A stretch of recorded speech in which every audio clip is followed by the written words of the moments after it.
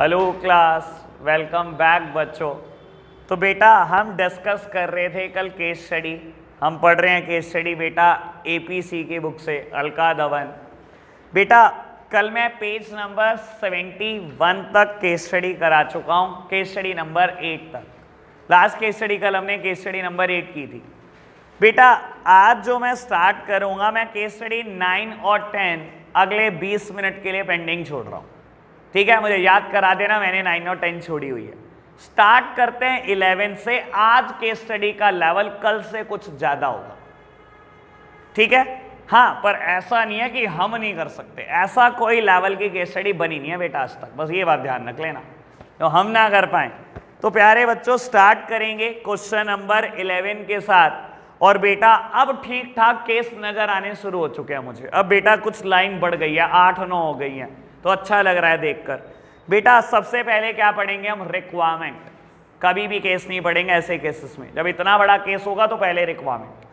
तो बेटा B part मैंने देख लिया, आंख वहीं चली गई। 2 वैल्यूज, मेरे लिए तो बेटा ये क्वेश्चन है ही नहीं, मुझे तो सिर्फ यही पार्ट पढ़ना है, वैल्यूज तो हमें करनी ही नहीं। और briefly explain the various type of partner which are being mentioned in the above paragraph. मुझे क्या ढूंढना है बेटा? Types of partner. और आपको पता है हमारे कोर्स में 6 टाइप ऑफ पार्टनर है, याद करा दूं फटाफट से। एक्टिव पार्टनर, स्लीपिंग और dormant partner, secret partner, nominal partner. Nominal partner के 2 टाइप होते हैं, partnership by estoppel and partnership by holding out. क्या डिफरेंस होता है बेटा? 6 के 6 पार्टनर को देख लो तो 6 के 6 पार्टनर की लायबिलिटी अनलिमिटेड होती है। याद करा देता हूं आपको। एक्टिव पार्टनर, स्लीपिंग पार्टनर और सीक्रेट पार्टनर में क्या डिफरेंस होता है?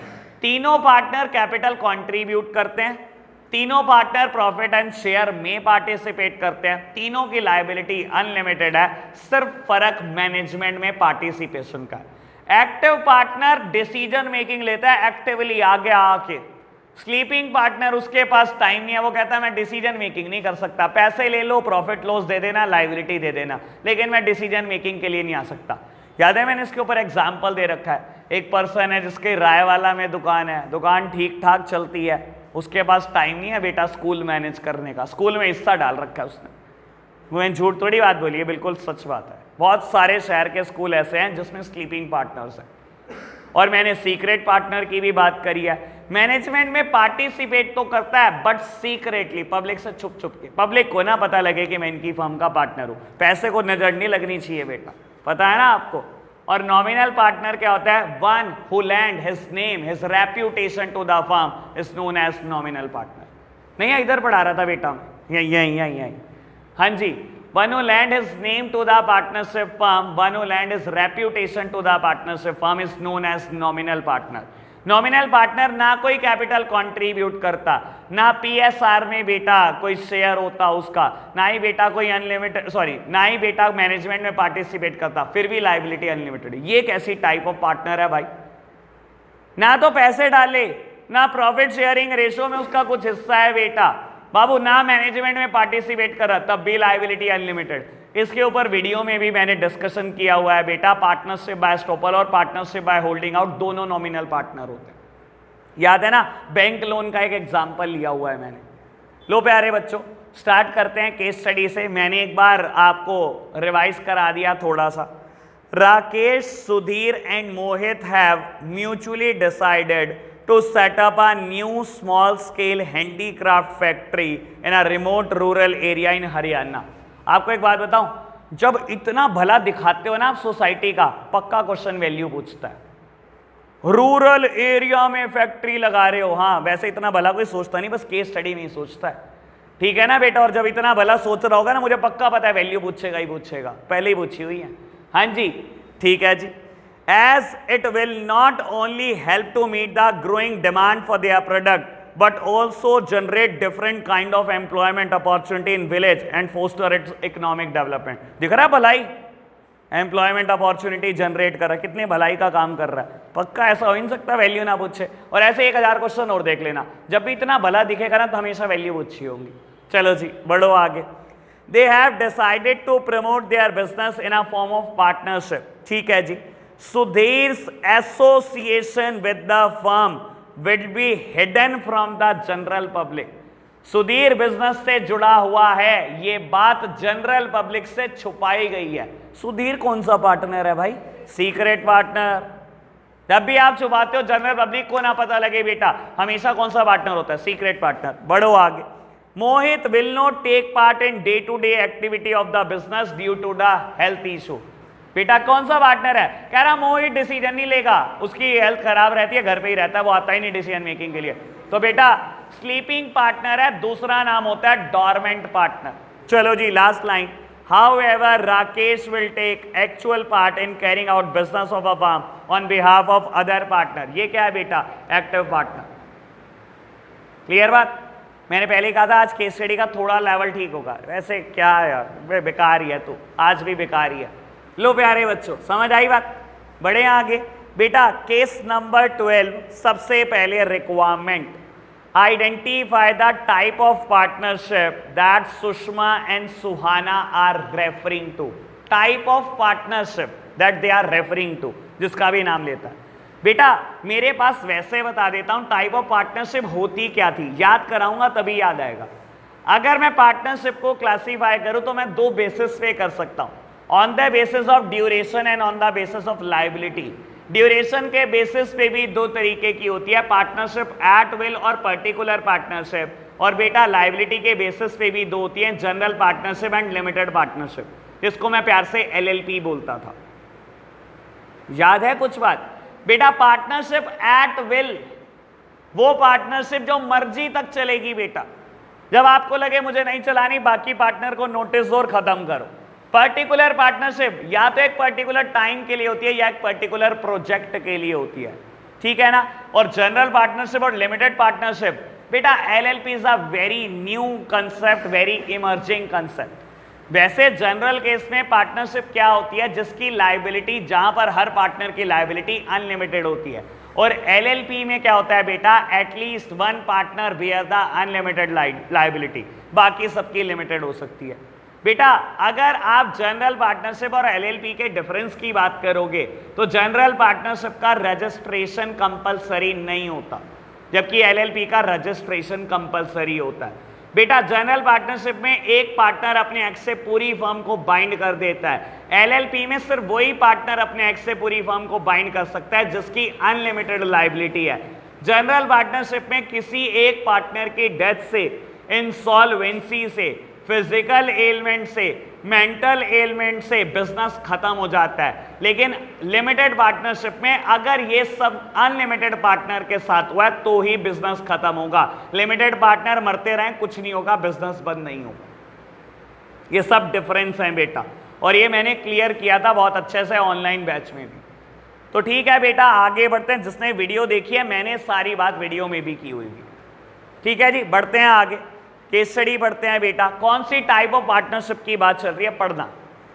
सीमा, Sushma and Suhana became good friend while pursuing a fashion designing course from a premier institute in Delhi. Seema expressed her desire to start a business in partnership with Sushma and Suhana after completing their course. ठीक है जी बेटा, तीनों fashion designing कर रही हैं, अच्छी दोस्त हैं। एक फ्रेंड ने बोला कि हम पार्टनरशिप में बिजनेस शुरू कर लेंगे जैसे ही कोर्स कंप्लीट होगा। Sushma and Suhana readily agreed to the proposal, but at the same time expressed their desire to join Seema in the business only on the condition that their liability will be limited in the business. उन्होंने कहा हम दोनों आना तो चाहते हैं तेरे साथ बिजनेस में, पार्टनरशिप में, लेकिन हमारी एक शर्त है, हमारी लायबिलिटी लिमिटेड रहनी चाहिए। और बेटा सिर्फ एक ही कंसेप्ट है जहां पार्टनरशिप में आपकी लायबिलिटी लिमिटेड हो सकती है, वो है लिमिटेड लायबिलिटी पार्टनरशिप, LLP, ठीक है ना। और B part, how is this type of partnership different from other type of partnership formed on the basis of liability. बेटा देखो क्या कह रहा है बेटा, वो अगर मैं बात करूं पार्टनरशिप को क्लासीफाई करूं तो बेटा कर सकता हूं on the basis of duration और on the basis of liability. और लायबिलिटी में दो पार्ट हैं बेटा, जनरल पार्टनरशिप और LLP। बेटा बी पार्ट दोबारा पढ़ना है एक बार। कहता है how this type of partnership different from the other type of partnership formed on the basis of liability. कैसे ये पार्टनरशिप दूसरी पार्टनरशिप से डिफरेंट है, जो फॉर्म हुई है on the basis of liability, on the basis of liability, यानी कि इसका कंपैरिजन जनरल पार्टनरशिप के साथ करना है। और मैंने अभी चारों डिफरेंस बोले थे, चार ही डिफरेंस हैं, या सारे पार्टनर की अनलिमिटेड लायबिलिटी या एटलीस्ट एक की अनलिमिटेड, बाकी सबके लिमिटेड। इसका रजिस्ट्रेशन ऑप्शनल, इसका कंपलसरी। यहाँ सारे कोई भी पार्टनर अपने एक्स से पूरी फर्म बाइंड कर सकता है, यहाँ सिर्फ अनलिमिटेड पार्टनर। यहाँ किसी की भी डेथ हुई बिजनेस खत्म, यहाँ सिर्फ अनलिमिटेड की डेथ हुई तो ही बिजनेस खत्म। ठीक है जी, वीडियो नहीं देखी तो बेटा शक्ल मेरी देख सकते हो बहुत अच्छे से, सच बता रहा हूं। और अगर वीडियो देखिए तो ये बात मैंने वहां पर भी की हुई है। चलो जी, लो प्यारे बच्चों आगे करते हैं केस स्टडी नंबर 13। 3 लाइन के केस है बेटा, तो बाबू केस ही पढ़ देता हूं, रिक्वायरमेंट नहीं पढ़ रहा। Ved has allowed Shrey and Gaurav for using his name for the sports equipment manufacturing unit recently promoted by them as a partner. ठीक है जी बाबू, कहता है Ved has allowed Shrey and Gaurav for using his name for the sports equipment manufacturing unit recently promoted by them as a partner. Ved ने कहा आप दोनों मेरा नाम यूज कर लो, श्रेय और गौरव को कह दिया अगर कोई दिक्कत आ रही है मेरा नाम यूज कर लो, कोई नहीं आप पार्टनरशिप में मेरा नाम भी यूज कर सकते हो। But Ved will not take active part in managing the firm and neither share its profit and losses। ना तो बेटा पार्टिसिपेट कर रहा है कोई डिसीजन मेकिंग में, ना ही प्रॉफिट लॉसेस में उसका कोई भी पार्टिसिपेशन है। मुझे तो क्वेश्चन भी समझ में आ गया क्या कि पूछने क्या वाला है। कहता है will Ved be considered as a partner of a firm, explain. Yes, कौन सा पार्टनर? Nominal partner. वेद ने अपना नाम ऐसे ही यूज करने को कह दिया बेटा, ना तो उसने पैसे लगाए, ना प्रॉफिट एंड लॉस शेयर कर रहा, ना डिसीजन मेकिंग कर रहा बेटा। नॉमिनल पार्टनर क्या होता है? यही तो क्वालिटी के साथ आता है nominal partner. One who land his name to the partnership firm, one who land his reputation to the partnership firm is known as nominal partner. B part, also comment upon the kind of liability Ved will have to assume under such circumstances। Unlimited liability, कोई भी partner unlimited liability से कभी नहीं बचा। बात clear? Case study number 13 okay. चलो जी case number 14 बेटा 5 line का केस है, कोई दिक्कत नहीं है, हम पहले रिक्वायरमेंट पढ़ लेते हैं। Can legally binding partnership arise where no formal partnership agreement is in effect, explain with reference to रजत। कहता है अगर आपने कोई फॉर्मल पार्टनरशिप एग्रीमेंट नहीं भी किया, क्या पार्टनरशिप बन जाती है? रजत की रेफरेंस लेकर बताओ। देखते हैं बेटा क्या केस क्या है। Recently Rajat a friend of Shrey who is a partner in an audit firm Shankar Enterprise on Shrey's request accompany him to a business meeting with Prabhu Enterprise। ठीक है जी बेटा। बाबू रजत कोई पर्सन है, श्रेय का दोस्त है। श्रेय क्या कर रहा है बेटा? किसी पार्टनरशिप फर्म में ना पार्टनर है बेटा, और फर्म के अकाउंट्स ऑडिट करता है। तो उसकी मीटिंग थी प्रभु एंटरप्राइजेस के साथ। तो उसने कहा कि यार रजत चलियो मेरे साथ, तू भी सी है, चल तेरे को भी ले चलता हूं, तो चल मेरे को बात करने के आनी है क्लाइंट से। ले गया भाई उसको भी। पढ़ो आगे। कहता है and actively participate in a negotiation process with a business deal. बेटा श्रेय की मीटिंग थी, कहता है रजत एक्टिवली पार्टिसिपेट कर रहा है बिजनेस डील में, खुद बात कर रहा है, डील कर रहा है उनके साथ, नेगोशिएशन कर रहा है उनके साथ। नेगोशिएशन मतलब बार्गेनिंग करना किसी चीज पर। अच्छा जी बहुत बढ़िया। Rajat gives the impression that he is also a partner in Shankar Enterprise। जब वो बेटा श्रेय के बिहाफ पर बात करी जा रहा है तो वो ऐसा इंप्रेशन दे रहा है कि कहीं ना कहीं बेटा वो शंकर एंटरप्राइज में श्रेय का पार्टनर है। ठीक है जी। Letter on credit is extended to the Shankar Enterprise on the basis of these negotiation. उसके इतना बहस बूस करने पर बेटा लोन मिल जाता है फर्म को। शंकर एंटरप्राइजेस को लोन दे दिया प्रभु एंटरप्राइजेस ने। ठीक है जी बेटा। बाबू अब क्वेश्चन तो मैंने पढ़ ही लिया था, क्या कोई एग्रीमेंट हुआ श्रेय और रजत के बीच में? नहीं। क्या फिर भी पार्टनरशिप बन गई? बेटा बन गई। ये कौन सी पार्टनरशिप बन गई बेटा? ये कौन सा पार्टनर है? रजत बस ये बता दो। Partner by estoppel. बेटा पार्टनरशिप एस्टॉपल में क्या होता है, पार्टनर खुद इंप्रेशन देता है बोल बोल के कि मैं इनकी फर्म का पार्टनर हूं, और यही क्वेश्चन है मेरे को, कहा हुआ है बेटा। याद है पार्टनरशिप एस्टॉपल क्या होती थी, ए बी सी तीनों लोन लेने गए, बैंक मैनेजर ने कहा आपके फाइनेंशियल अच्छे नहीं, मैं आपको जानता नहीं, मैं क्यों लोन करूं। आपको पता था बैंक मैनेजर का दोस्त है मिस्टर डी, आप डी के घर गए, डी यार चलियो यार लोन नहीं कर रहा बैंक मैनेजर, डी गया, डी बैठ गया बैंक मैनेजर के सामने, लोन क्यों नहीं कर रहे, मैं इनकी फर्म का पार्टनर हूं, लोन दो। जब आपने मुंह से ही कह दिया बेटा, सारे इंप्रेशन ही वो दे दिए, तो क्या हुआ, बैंक मैनेजर ने लोन कर दिया एबीसी को। कल को बेटा एबीसी लोन ना दे तो सबसे पहले गिरेबान डी की पकड़ी जाएगी। डी की लायबिलिटी सबसे पहले अनलिमिटेड है। क्या करा डी ने, पैसा लगाया फर्म में, नहीं। प्रॉफिट लॉस शेयर करता है आपके साथ, नहीं। मैनेजमेंट में पार्टिसिपेट करता है, नहीं, तब भी लायबिलिटी अनलिमिटेड। यही तो नॉमिनल पार्टनर होता है, और नॉमिनल पार्टनर का ये कौन सा टाइप है, पार्टनरशिप बाय एस्टॉपल। बोल बोल के बता रही हूं मैं इनकी फर्म का पार्टनर हूं, जबकि था कुछ भी नहीं। तो क्या पार्टनरशिप बनती है बिना एग्रीमेंट के, बनती है, देख लो बेटा, आपके बोलने से पार्टनरशिप फर्म बन जाती है। क्लियर बात।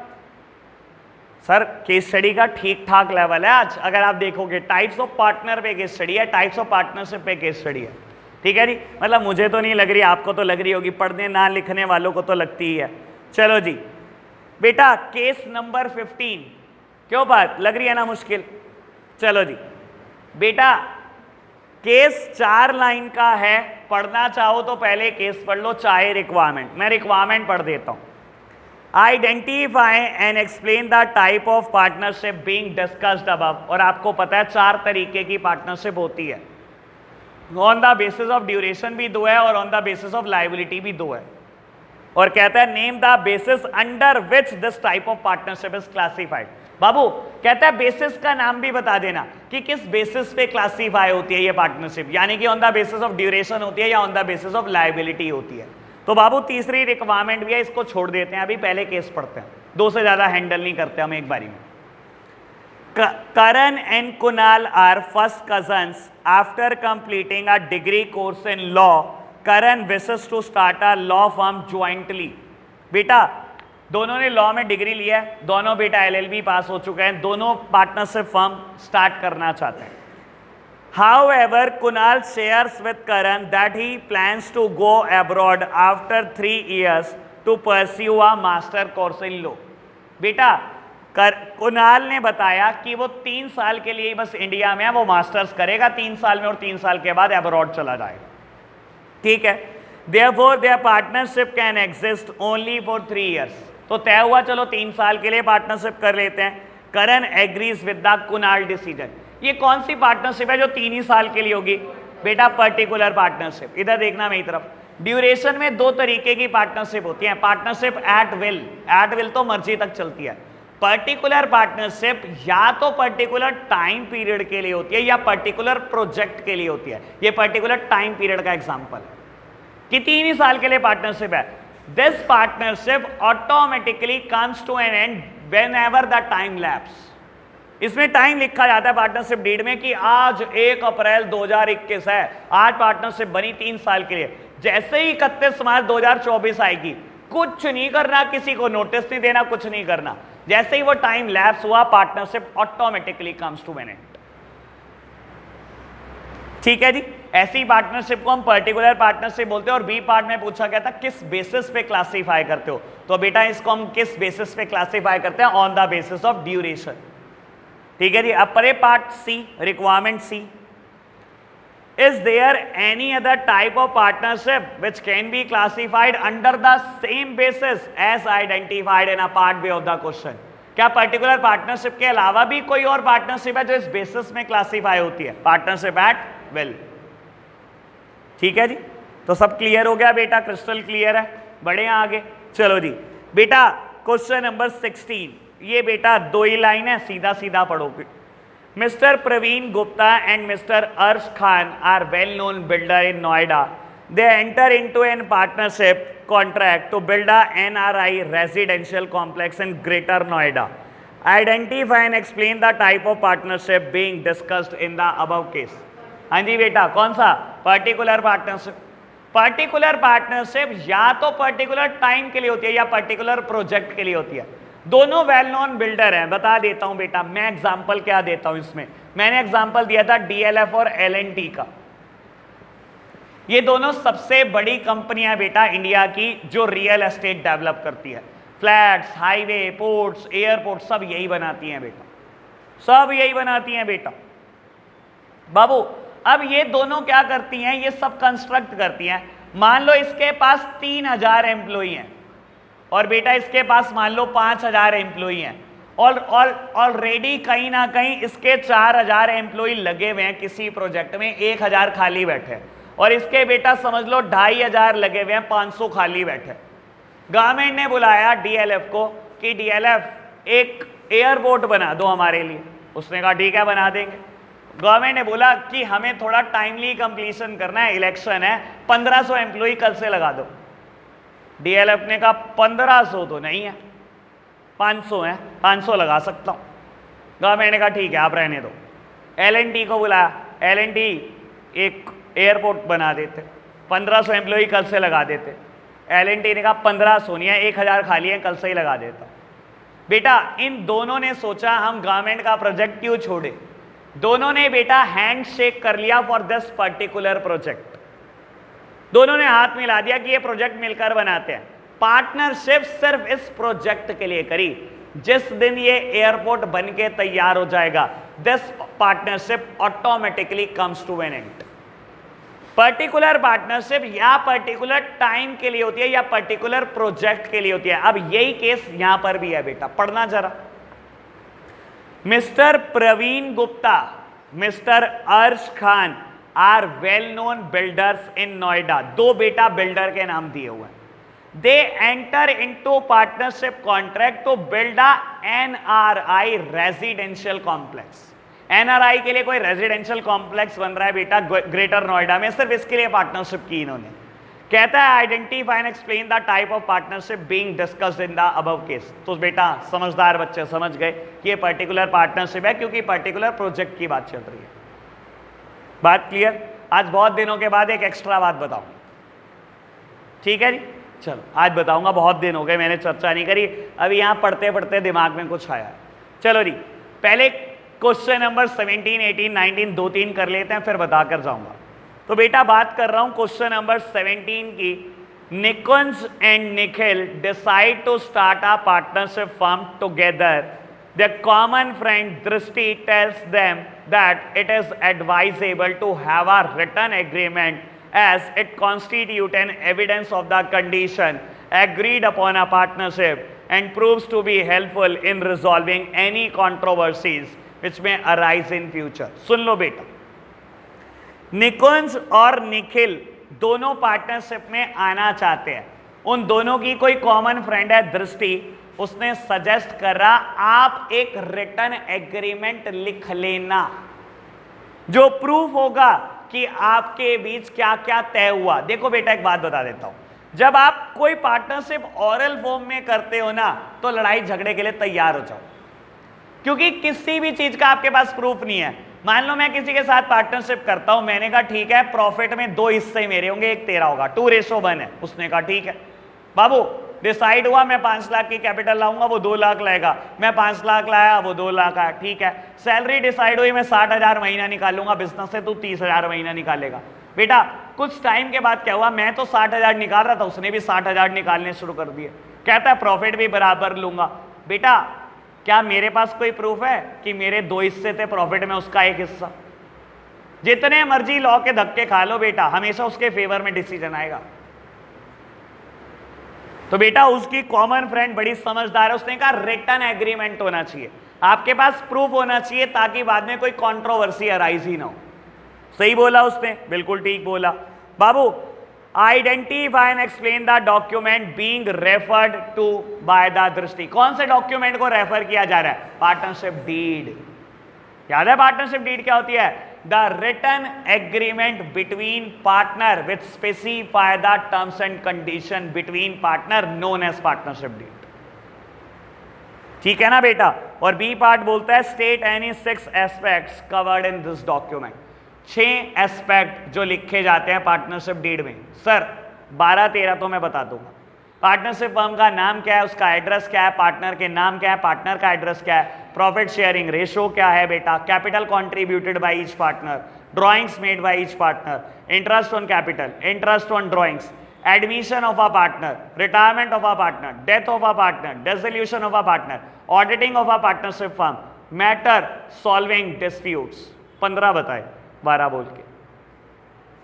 सर 6 नहीं लिख सकते हम कि पार्टनरशिप डीड में क्या क्या लिखा जाता है। और आपको पता भी है मैंने ये सारी चीजें आपको बहुत बार बोली हुई हैं ऑनलाइन बैच में। ठीक है प्यारे बच्चों, बात ओके, बढ़े हैं आगे। चलो जी, सारी केस स्टडी पार्टनरशिप से, धड़ाधड़ केस स्टडी मैं कर रहा हूं पार्टनरशिप से। 18 क्वेश्चन पढ़ के तो बेटा बस मूछें ही खड़ी हो जाएंगी। चलो, Yash, Anmol and Gaurav are partner in a firm. Part 13 तो कुछ नहीं हो सकता भाई, तो अभी छोटा बच्चा, तेरी मूछें ही नहीं आई बाबू। Yash, Anmol and Gaurav are partner in a firm.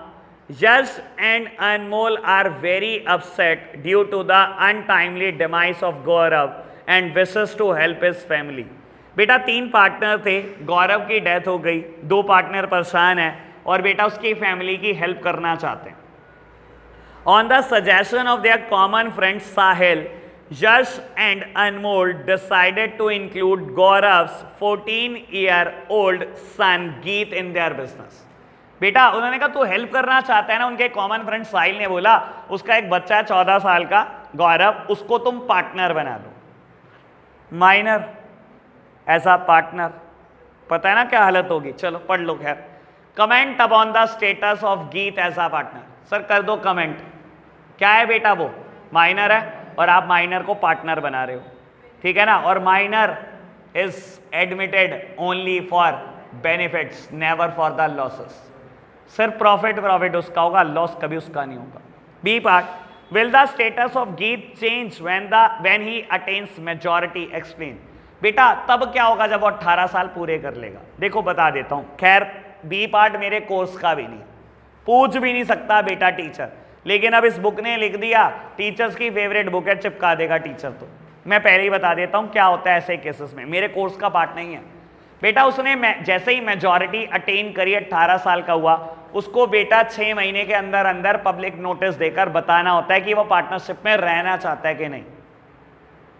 अगर उसने 6 महीने में नहीं बताया नोटिस देकर, तो उसकी अनलिमिटेड लायबिलिटी स्टार्ट हो जाएगी, जैसे बाकी किसी नॉर्मल पार्टनर की होती है, क्योंकि अब उसकी मेजॉरिटी पूरी हो चुकी है, ठीक है ना। मेजॉरिटी अटेन कर चुका, 18 साल पूरा हो चुका है, ठीक है ना बाबू। और अगर उसने बता दिया कि वो कंटिन्यू करना चाहता है, तब भी उसकी अनलिमिटेड लायबिलिटी है, ठीक है ना। वो तो एक नॉर्मल पार्टनर की तरह कंटिन्यू कर रहा है ना बिजनेस। अब वो बेटा माइनर नहीं रहा।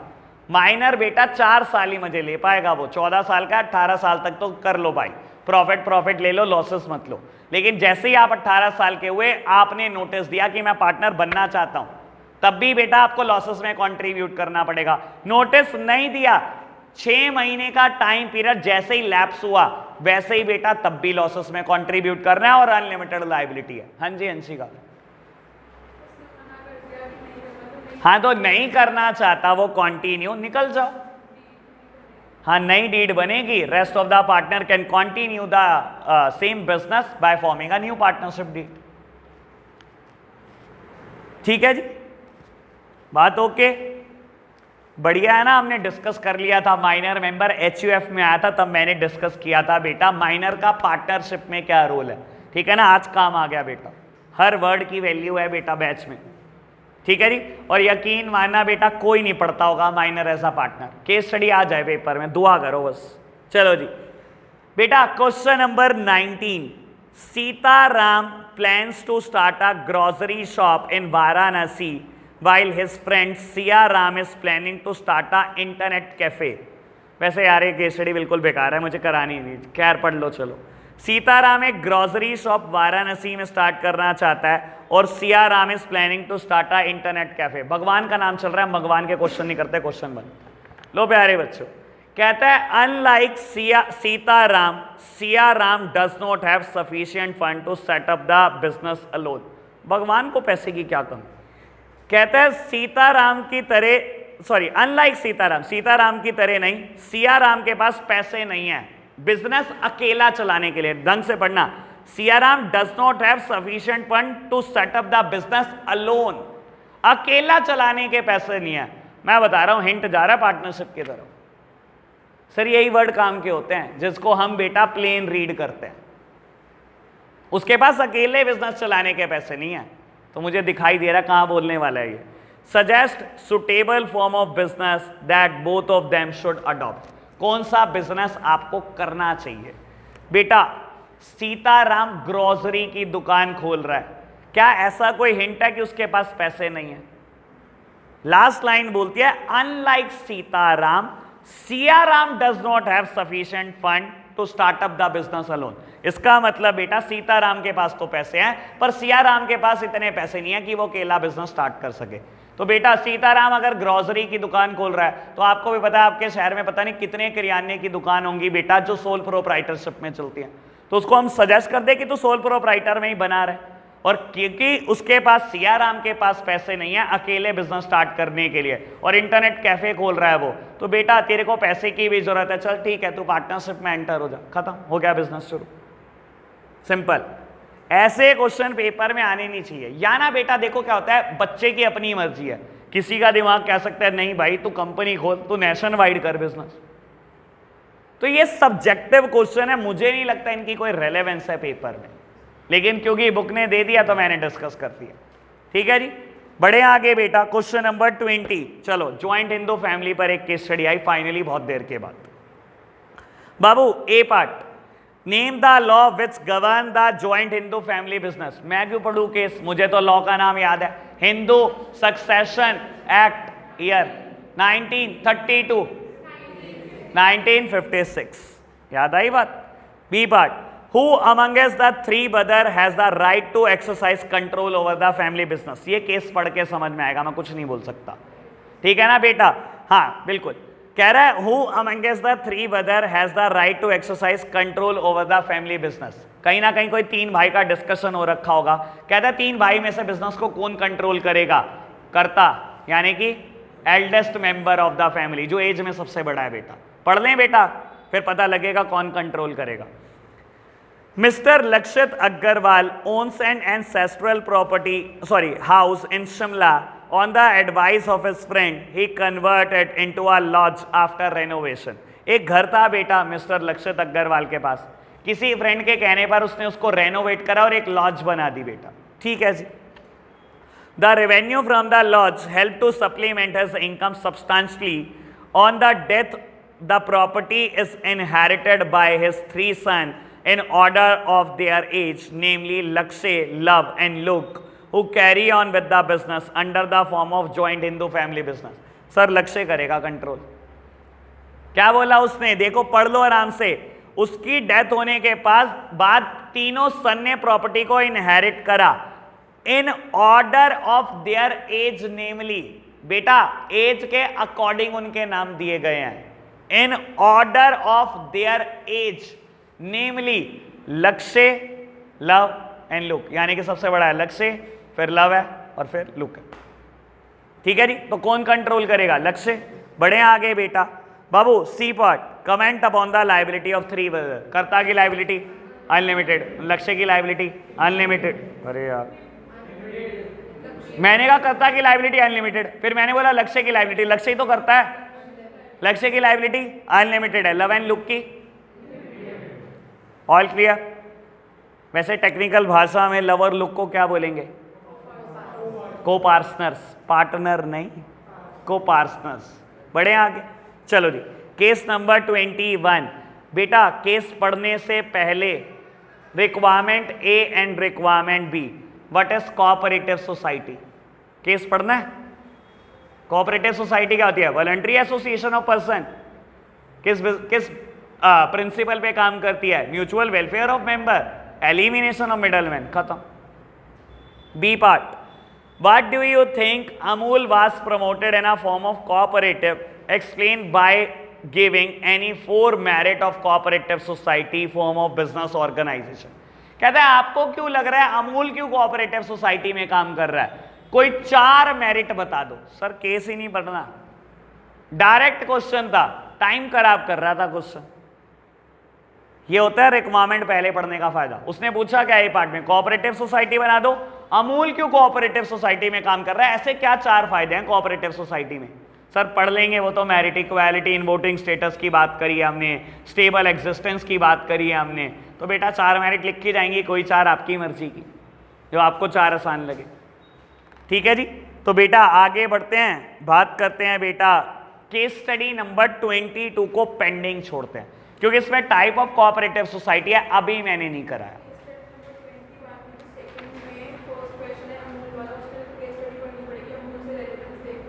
नहीं बेटा, पढ़ ले।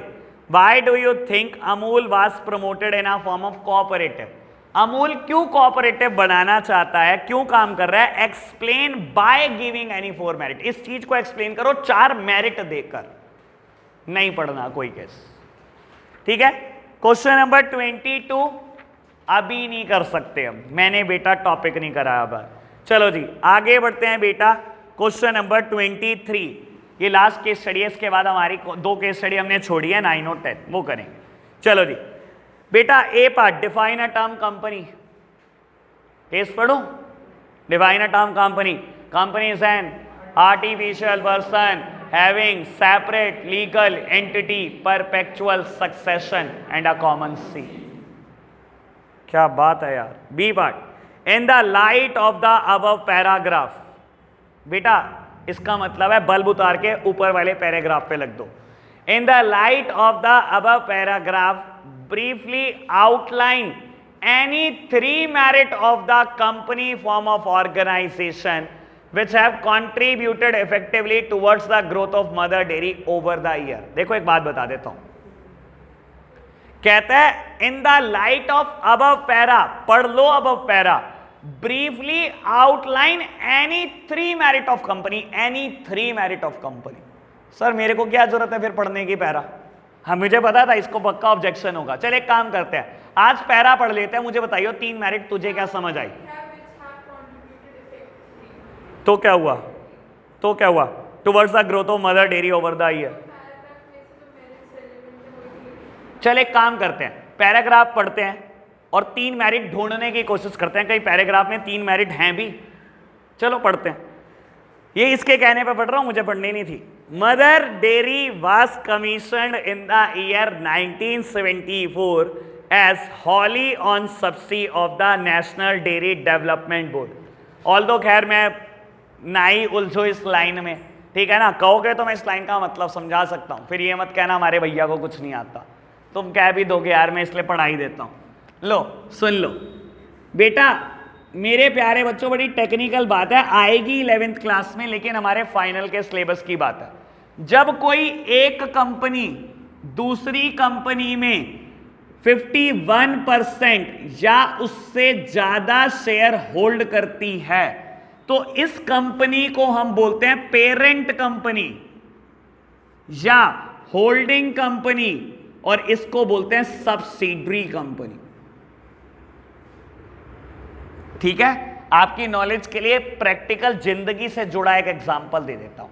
एक कंपनी है बेटा यूएस की, नाम है यूनिलीवर, और बेटा ये हिंदुस्तान यूनिलीवर में 100% शेयर रखती है, 100%।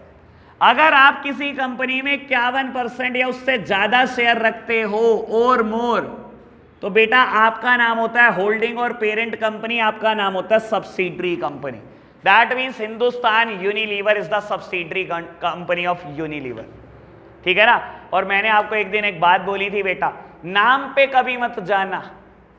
That awkward moment for me when I listen Hindustan Unilever is a foreign brand and Peter England is a Indian one. नाम पे मत जाना, नाम में हिंदुस्तान यूनिलीवर, नाम में हिंदुस्तान है फॉरेन की कंपनी, नाम में Peter England, Peter England Indian company है, नाम पे मत जाना, ठीक है जी। चलो ऐसी ऐसी एक्स्ट्रा बातें में मजा आता है मुझे बताने में। लो प्यारे बच्चों, तो पहली लाइन भाई साहब मैंने समझी और इग्नोर कर दी, मुझे नहीं कुछ जानना। मदर डेयरी किसी कंपनी की सब्सिडरी कंपनियां, ठीक है जी, बहुत अच्छी बात है। तो the company originally focused on Delhi and the other part of NCR. Company mother dairy start किससे हुई थी? दिल्ली से, और आसपास के एरिया को फोकस कर रही थी शुरू में, एनसीआर को। एनसीआर में 5 सिटी आती है, पता है ना बेटा? तो मैं ऐसे ही पंगा ले लेता हूं यार, आपको पता नहीं क्या कुछ दीन दुनिया के बारे में कुछ पता है क्या? नोएडा, गाजियाबाद, ठीक है ना, गुड़गांव, दिल्ली, ये सब मिलाकर एनसीआर है, दिल्ली का आसपास का एरिया। ठीक है, चलो ऐसे ही पंगे ले लेते हैं हम। It later expanded to the other region in India. कहता है धीरे धीरे मदर डेयरी इंडिया के बाकी पार्ट में भी जा रही थी। पहले दिल्ली और एनसीआर था, अब आगे बढ़ रही थी। ठीक है, today Mother Dairy manufactures, markets and sell milk and milk product including cultured product, ice cream, paneer, ghee under the Mother Dairy brand. और ऐसा ही करता है मदर डेयरी, ये सब बेचता है बेटा, milk and milk related product बेचता है, बहुत अच्छी बात। The company also has a diversified portfolio with a product in edible oils, fruits, vegetable, frozen vegetable, pulses, processed foods like fruit jam, fruit juice, jam, etc. to meet the daily requirement of every household. चलो खैर, इसने बहुत कुछ बोल दिया, बहुत अच्छा लगा पढ़कर। In the survey, the brand also witnessed a significant move in its trust index from 70% to 83% in 2015. Anshika, कौन सी 3 मेरिट तुझे समझ में आई? मुझे तो एक नहीं आई। चलो, स्कोप और एक्सपेंशन दिख रही है, मान लिया बेटा। कैसे, वैसे कहां से दिखी तुझे? समझ आई ये बात? पहले दिल्ली और उसके एनसीआर, मतलब एनसीआर एरिया में थी और धीरे धीरे पूरी इंडिया जा रही है। स्कोप और एक्सपेंशन। और सर है ही नहीं, मैं तो पहले ही कह रहा था। उसने बोला नहीं। हाँ बताओ।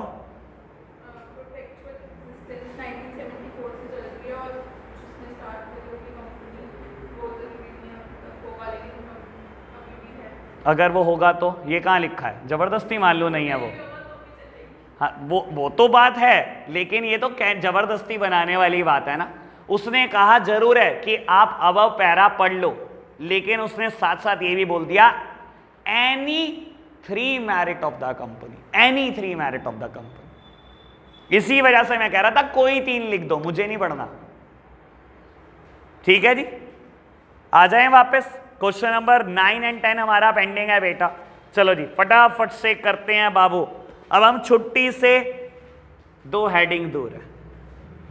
चलो जी, अब छुट्टी जब होने वाली होती है हमारा फोकस डबल हो जाता है, पता नहीं क्या बात है ऐसी, इतनी खुशी है हमें छुट्टी में।